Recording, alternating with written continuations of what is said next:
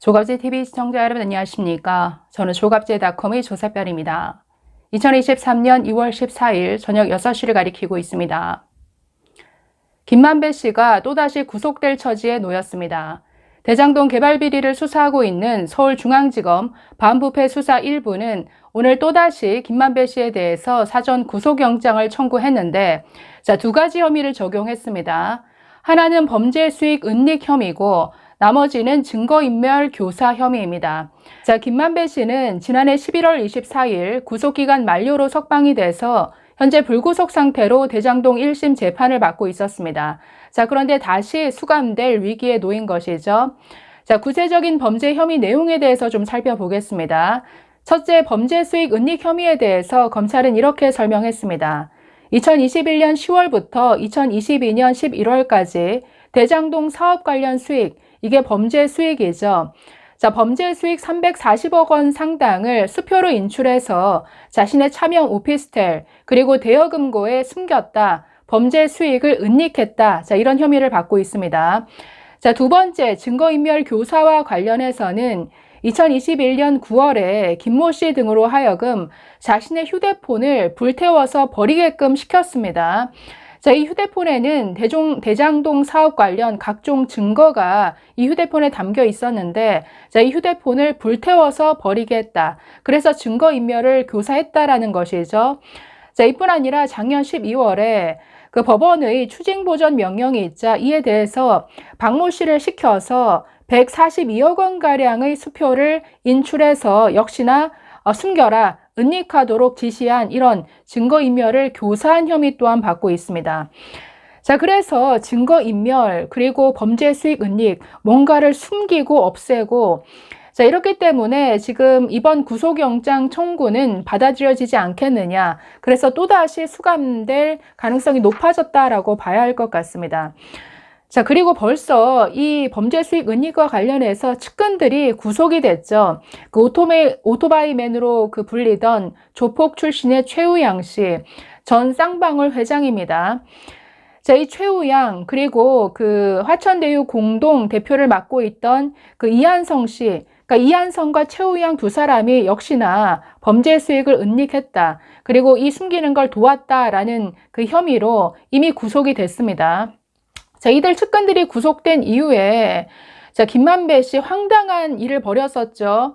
이게 글쎄요, 자살을 시도한 것인지 아니면 자해 공갈 쇼인지 참 뭔가 이해하기 어려운 이상한 행태를 보였는데 그래서 자해를 시도하고 그러면서 재판이 상당 기간 지연되기도 했습니다.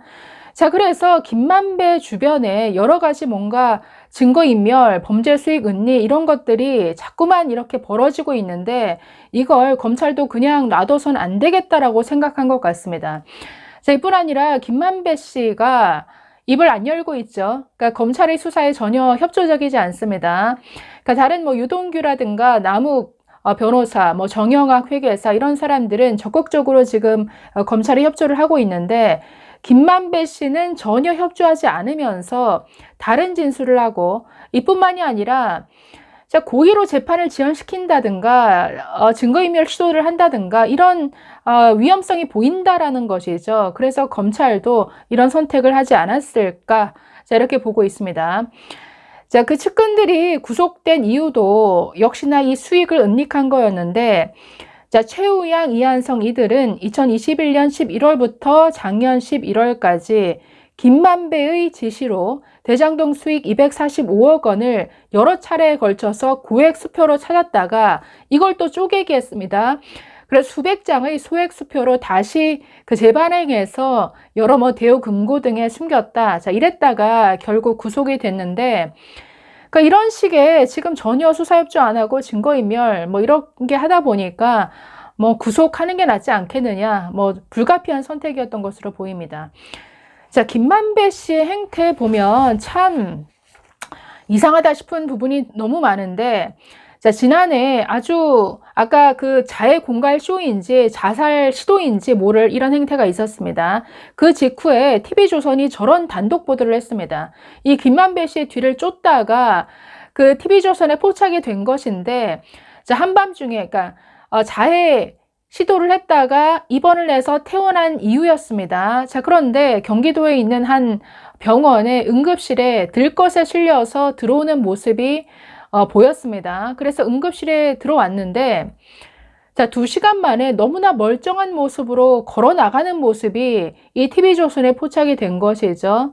자, 그래서 대체 김만배의 의도가 뭘까? 저런 식으로, 그러니까 자살 시도가 아니라 저렇게 그러니까 자해 공갈쇼를 벌여서 뭔가 자꾸만 관련 재판이나 수사를 지연시키고자 하는 이런 의도가 있는 것 아니냐, 이런 의심이 충분히 들었다라는 것이죠.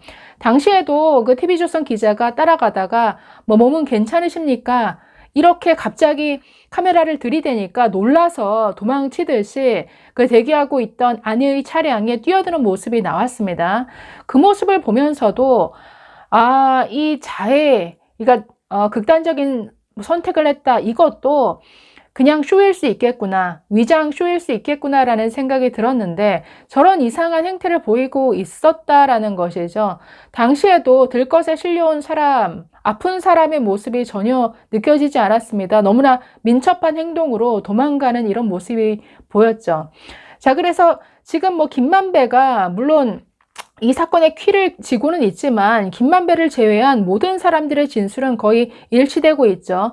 그래서 가장 중요한 게 천화동인 1호의 실소유주가 누구냐, 어떤 대장동 수익을 약정한 것 아니냐, 즉 이재명의 몫으로 428억 원을 천화동인 1호에 숨겨놓은 것 아니냐. 자, 이 부분이 지금 쟁점인데, 여기에 대해서 김만배는 다른 사람들과는 달리 아직까지 부인하고 있습니다.